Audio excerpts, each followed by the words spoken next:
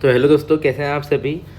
तो आपको जैसे मालूम होगा, सीए का न्यू कोर्स लॉन्च हो चुका है और उसमें सबसे बड़ी मेन अट्रैक्शन है सेल्फ पेस्ड ऑनलाइन मॉड्यूल्स। तो आज हम इसके ऊपर ही डिस्कस करेंगे।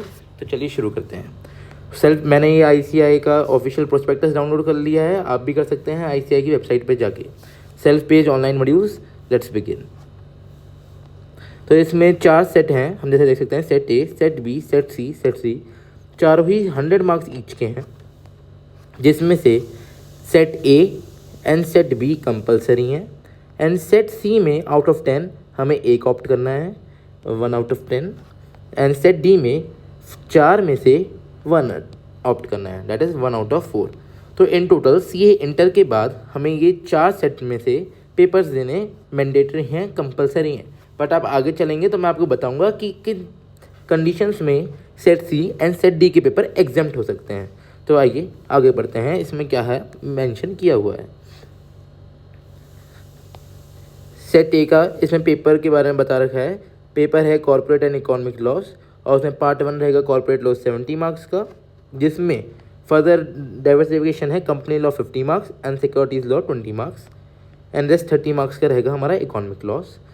तो इसको हम ऐसे लिख सकते हैं, कॉर्पोरेट एंड इकोनॉमिक लॉज में कॉर्पोरेट लॉ है 70 मार्क्स का, इको लॉ है 30 मार्क्स का।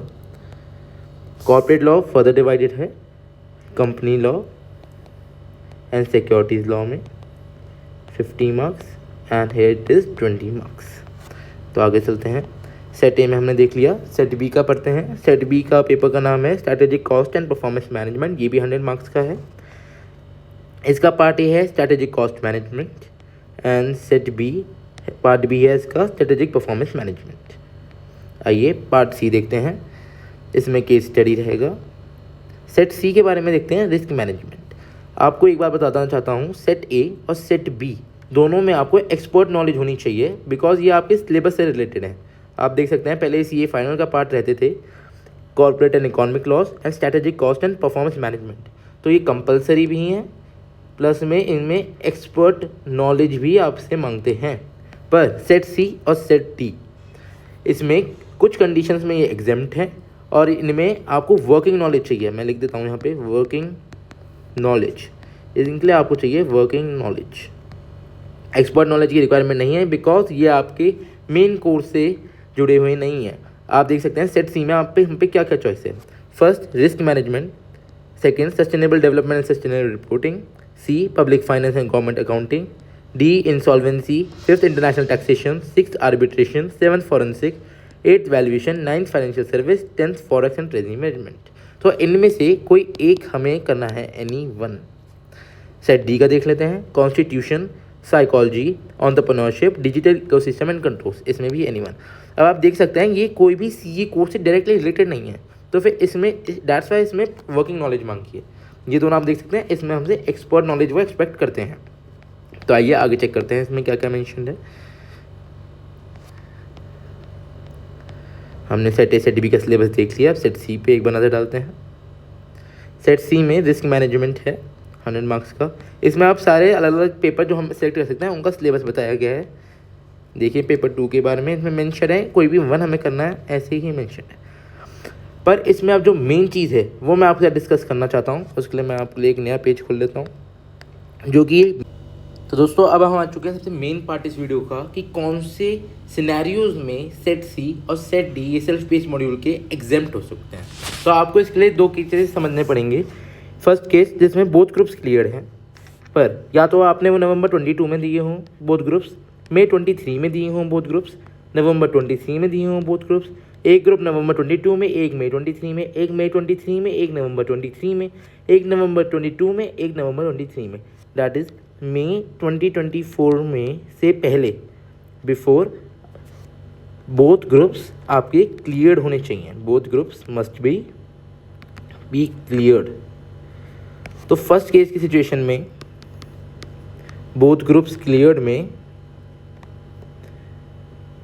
बिफोर मई 24 आपके लिए एक बहुत बड़ा रिलीफ है कि आपको सेट सी और सेट डी के पेपर नहीं देने हैं। आपको ओनली ए एंड बी के पेपर देने हैं। सेट सी सेट डी को आपको बिल्कुल टच नहीं करना है, आपके लिए वो set C and set D exempt रहेंगे।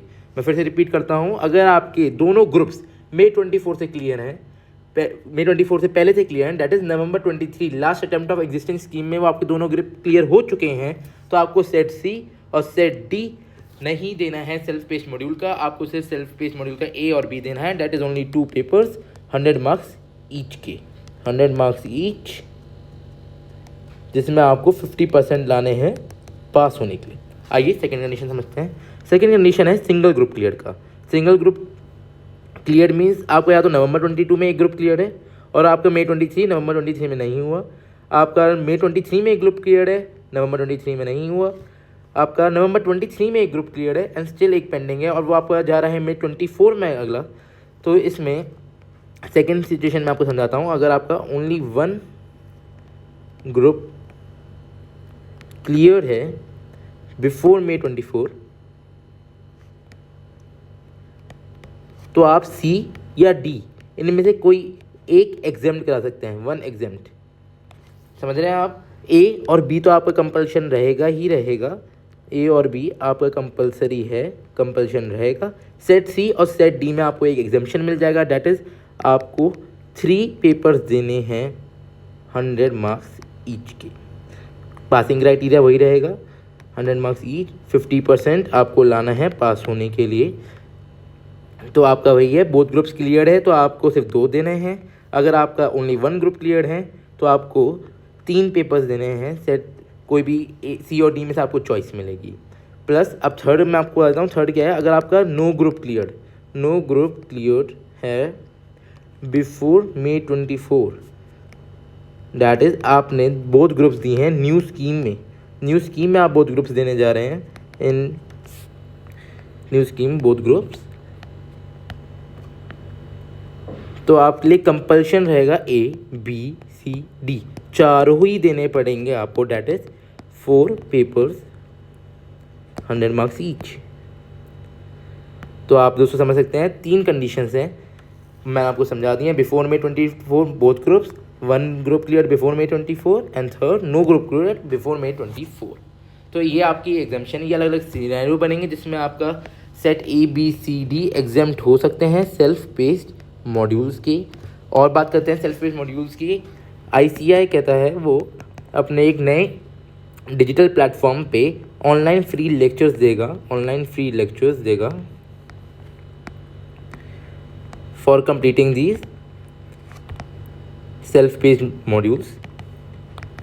और इसके बाद आपको इंटरमीडिएट के बाद और फाइनल से पहले ये पेपर्स क्लियर करने होंगे, जब भी आप फाइनल में बैठ सकते हैं। डैट इज़ इंटर के पेपर देने के बाद जो आपकी 2 ईयर की प्रैक्टिकल ट्रेनिंग रहेगी, 6 मंथ्स का आपका स्टडी गैप रहेगा, डैट इज़ 2.5 ईयर्स के बाद जो आपको फाइनल का अटेम्प्ट पड़ेगा, उसके लिए आपको जितने भी आपके सिनेरियो के हिसाब से सेल्फ पेस्ड मॉड्यूल बनते हैं वो आपको क्लियर करने पड़ेंगे। Self paced modules must be cleared. तो दोस्तों सेल्फ पेस्ड मॉड्यूल्स के लिए इतना ही है। अगर आपको और भी कोई डाउट है सेल्फ पेस्ड मॉड्यूल्स रिगार्डिंग तो आप कमेंट बॉक्स में लिख सकते हैं। इस वीडियो को लाइक कीजिए, चैनल को सब्सक्राइब कीजिए एंड इस वीडियो को जितना शेयर कर सकते हैं उतना शेयर कीजिए। Thank you and